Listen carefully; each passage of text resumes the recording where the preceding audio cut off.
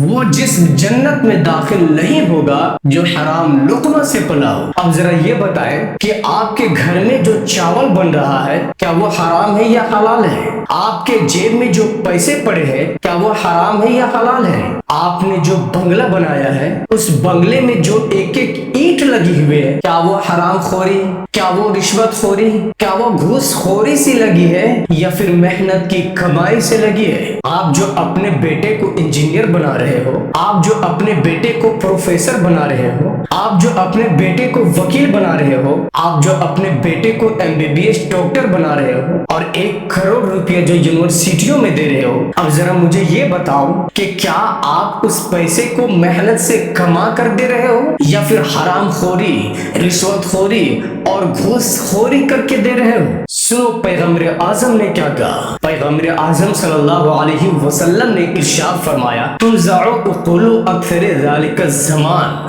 یعنی ایک وقت ایسا آئے گا، ایک زمانہ ایسا آئے گا کہ لوگ پاگل ہو جائیں گے، پاگل، لوگوں کی عقلیں چھین لی جائیں گی۔ آپ اپنی آنکھوں سے دیکھ رہے ہیں کہ آج ہمارا سماج گنڈوں سے بھر گیا ہے، آج ہمارا سماج حرام خوروں سے بھر گیا ہے، آج ہمارا سماج رشوت خوروں سے بھر گیا ہے، آج ہمارا سماج گھوس خوروں سے بھر گیا ہے۔ پورے ہندوستان میں کسی بھی کونے میں آپ چلے جائیں، کسی بھی جگہ آپ چلے جائیں، ہر جگہ آپ کو گھوس خور ملیں گے، ہر جگہ آپ کو رشوت خور ملیں گے، یعنی ایک سے بڑھ کر ایک گھوس خور پیدا ہو رہے ہیں، ایک سے بڑھ کر ایک رشوت خور پیدا ہو رہے ہیں۔ کسی بھی جگہ چلے جائیے، ہر جگہ آپ کو رشوت خور ملیں گے، ہر جگہ آپ کو گھوس خور ملیں گے۔ آپ کسی پولیس اسٹیشن FIR درج کروانے چلے جائیے، وہاں آپ کو ایک سے بڑھ کر ایک گھوس خور ملیں گے۔ آپ کسی سرکاری اسکول میں چلے جائیے کہ صاحب میرا بیٹا میٹرک کر کے کمانے چلا گیا ہے، اب اسے سرٹیفکیٹ کی ضرورت ہے، ماسٹر بولتا ہے لاؤ 20,000 روپے میں تیرے بیٹے کی سرٹیفکیٹ بنوا دوں گا، یعنی گھوس خوری کی حد پار کر دیا لوگوں نے۔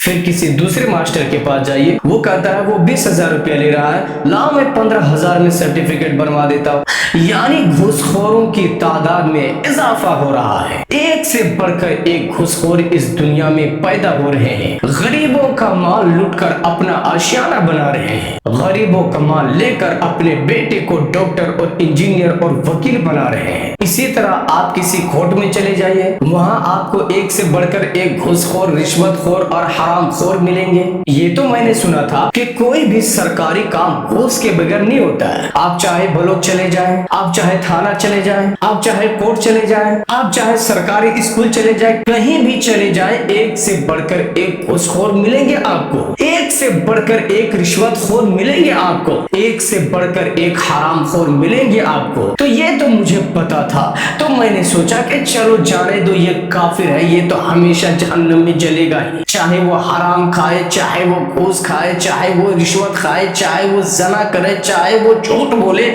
چاہے وہ جو کرے، اسے تو ہمیشہ ہمیشہ کے لیے جہنم میں جلنا ہی ہے۔ لیکن یہ مجھے معلوم نہیں تھا کہ ہماری قوم کے مسلمان گھوس خوری میں اتنے آگے بڑھ جائیں گے، اتنے آگے بڑھ جائیں گے کہ کافر اور ہندوؤں کو بھی پیچھے چھوڑ دیں گے۔ اب یہ رشوت خوری، اب یہ حرام خوری، اب یہ گھوس خوری گاؤں میں ہونے لگی ہے۔ مجھے افسوس ہے اس بات پر کہ وہ کافر وہ حرام کھا رہا ہے، گھوس کھا رہا ہے، زنا کر رہا ہے، جھوٹ بول رہا ہے، شراب پی رہا ہے، جو کرنا ہے کرنے دے، اس کے لیے تو اسلام ہے ہی نہیں ہے، اس کے لیے تو وہاں جنت ہے ہی نہیں۔ لیکن تو مسلمان ہے، تو کہتا ہے کہ میں مسلم ہوں، تجھے تو حرام کھانے سے بچنا چاہیے، تجھے تو رشوت کھانے سے بچنا چاہیے، تجھے تو گھوس کھانے سے بچنا چاہیے، تجھے تو غریبوں کا مال لوٹ کر کے اپنے اشیانہ کو بنانے سے بچنا چاہیے۔ یہ کیا تماشا ہے کہ ہر جگہ گھوس کھاتے رہو، ہر جگہ رشوت خوری کرتے رہو، ہر جگہ حرام خوری کرتے رہو۔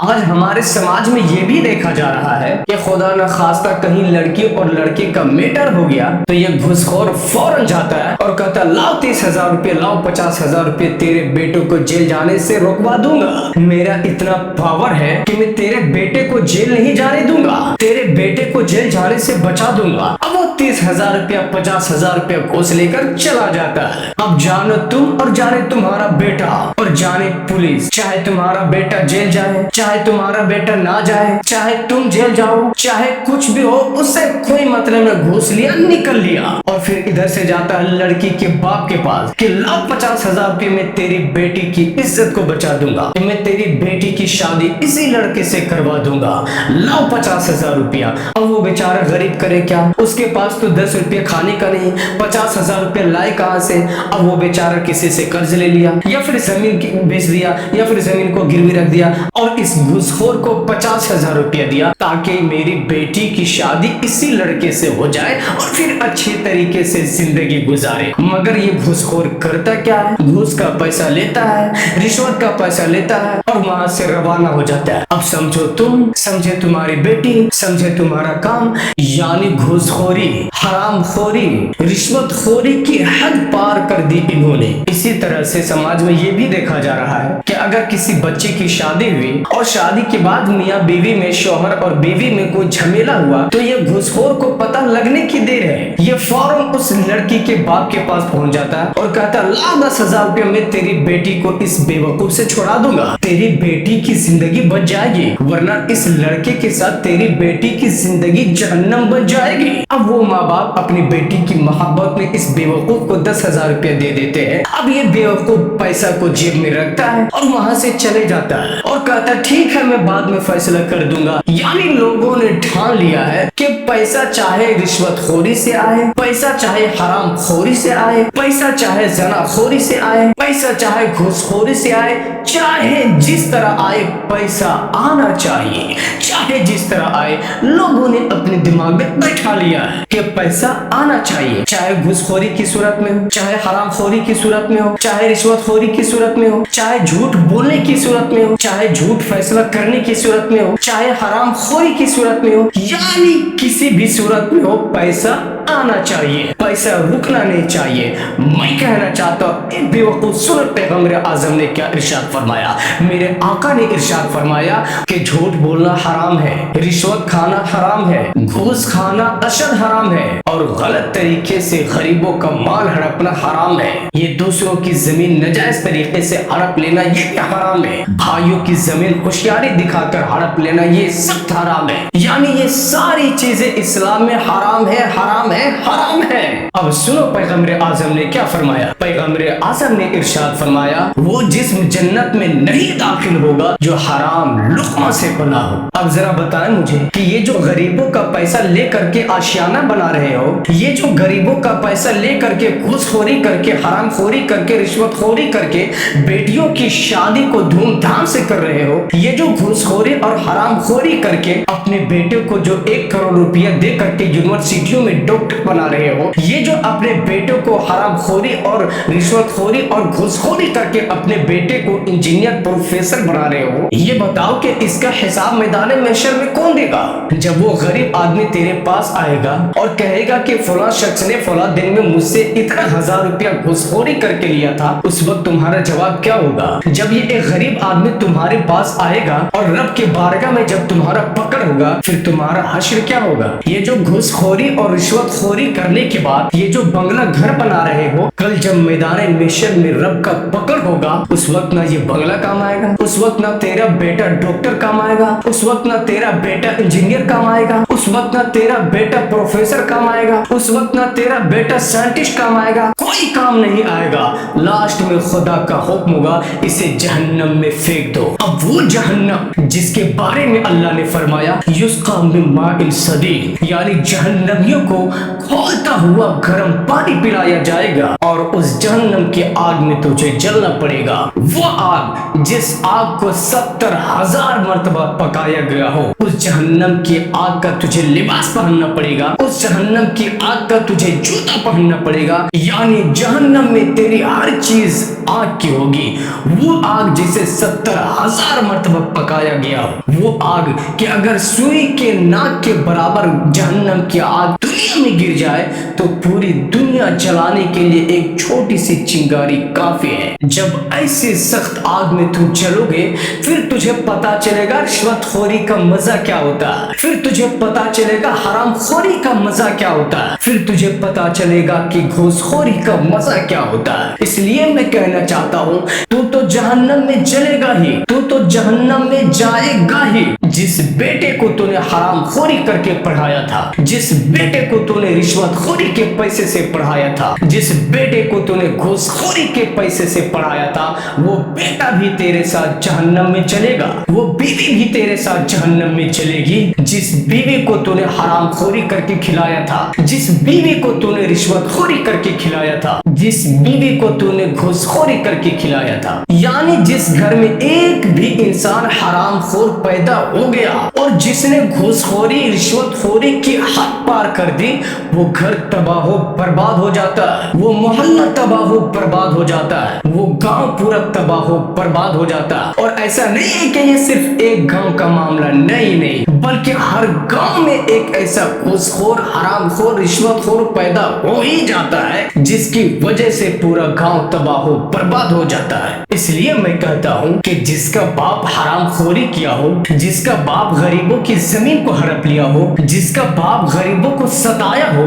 जिसका बाप रिश्वतखोरी किया हो, जिसका बाप घूसखोरी किया हो, तो उसका बेटा आलिम कहाँ से पैदा होगा, उसका बेटा नेक कहाँ से पैदा होगा। बल्कि अगर बाप घूसखोर था तो बेटा महा घूसखोर निकलेगा, बेटा महा रिश्वतखोर निकलेगा, बेटा महा हरामखोर निकलेगा और पूरे खानदान उसकी वजह से तबाह बर्बाद हो जाता है। उस घर से रहमत उठा ली जाती है, उसमें अल्लाह की लानत होती है, उसमें रसूलुल्लाह की लानत होती है और आखिरकार वो घर शैतानों का अड्डा बन जाता है। उस घूसखोर और रिश्वतखोर की वजह से पूरा मोहल्ला तबाह बर्बाद हो जाता है, उस घूसखोर और रिश्वतखोर की वजह से पूरा गांव तबाह बर्बाद हो जाता है। इसलिए मैं कहना चाहता हूँ, ऐ मेरी कौम के मुसलमान, चाहे आप 1 रुपया कमाएं, चाहे आप 2 रुपया कमाएं, अपने बेटों को हराम खाने से बचाएं, अपने बेटे को रिश्वतखोरी करने से बचाएं, अपने बेटे को घूसखोरी करने से बचाएं। तो सवाल ये पैदा होता है कि आपका बेटा आलिम कैसे पैदा होगा,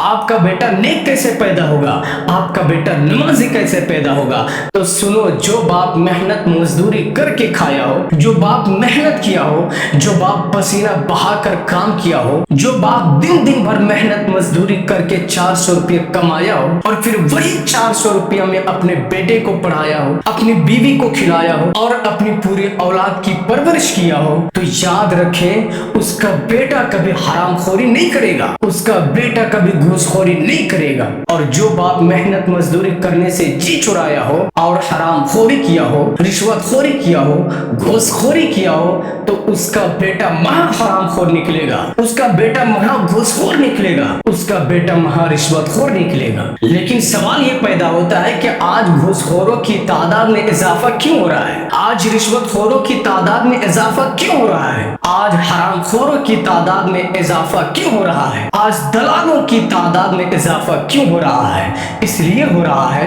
कि उसने कभी इस्लाम को नहीं समझा, उसने कभी कुरान को समझने की कोशिश नहीं किया और उसने कभी उलमाए कराम के पास जाना मुनासिब नहीं समझा। तो जो इंसान न कभी मदरसा गया हो, न कभी इस्लाम को समझने की कोशिश किया हो, न कभी जलसा में गया हो, न कभी किसी मिलाद की महफिल में गया हो, न किसी उलमाए कराम के पास बैठा हो, बल्कि वो एक दिन में 100 बार झूठ बोलने वाले मुखिया के साथ घूमता हो, बल्कि वो एक दिन में 1000 बार झूठ बोलने वाले नेताओं के साथ घूमता हो और वो हमेशा स्कूल में पढ़ा हो पैसा किस तरीके से कमाया जाए, चाहे वो हलाल हो चाहे वो हराम हो, बस पैसा आना चाहिए। तो जो इंसान उलमा से दूर रहा हो, जो इंसान हमेशा इस्लाम को सीखने की कोशिश ना किया हो, तो वो हराम से कहां बच पाएगा, तो वो रिश्वत खाने से कहां बच पाएगा, तो वो घूस लेने से कहां बच पाएगा। वही इंसान बच पाएगा जो मदरसा में पढ़ा हो, जिसने इस्लाम को सीखा हो, जिसको ये मालूम हो कि ये हराम है, ये हलाल है, ये लीगल है, ये अनलीगल है, ये जायज है, ये नाजायज है। इसलिए मेरे कौम के मुसलमान, ये रिश्वतखोरी का अजाब बहुत दर्दनाक है, ये हरामखोरी का अजाब बहुत बड़ा है, ये घूसखोरी का अजाब बहुत बड़ा है। पैगंबर आज़म ने इरशाद फरमाया कि वो जिस्म जन्नत में दाखिल नहीं होगा जो हराम लुकमा से पला हो। फिर बुखारी की हदीस है कि जो हरामखोरी करता हो, जो घूसखोरी करता हो, जो रिश्वतखोरी करता हो उस पर रसूलुल्लाह और अल्लाह की लानत होती है। और अल्लाह तबारक व तआला ने घूसखोरों के बारे में, रिश्वतखोरों के बारे में, हरामखोरों के बारे में, दूसरे का माल नाजायज तरीका से खाने वाले के बारे में इरशाद फरमाया कि वो असल में माल नहीं खा रहे हैं बल्कि वो आग अपने पेट में डाल रहे हैं। अल्लाहु समद। अल्लाह ने फरमाया जो एक दूसरे का माल नाजायज तरीके से खाता हो गोया कि वो आग अपने पेट में डाल रहा हो। फिर दूसरी हदीस में है कि रसूलुल्लाह सल्लल्लाहु अलैहि वसल्लम ने इरशाद फरमाया कि घूस देने वाला और घूस लेने वाला दोनों जहन्नमी है, यानी दोनों जहन्नम में जाएंगे। इसलिए मैं कहना चाहता हूँ ऐ मेरी कौम के मुसलमान, अभी भी वक्त है तौबा कर लो, अभी भी वक्त है सुधर जाओ, अभी भी गरीबों से पैसा लेना छोड़ दो,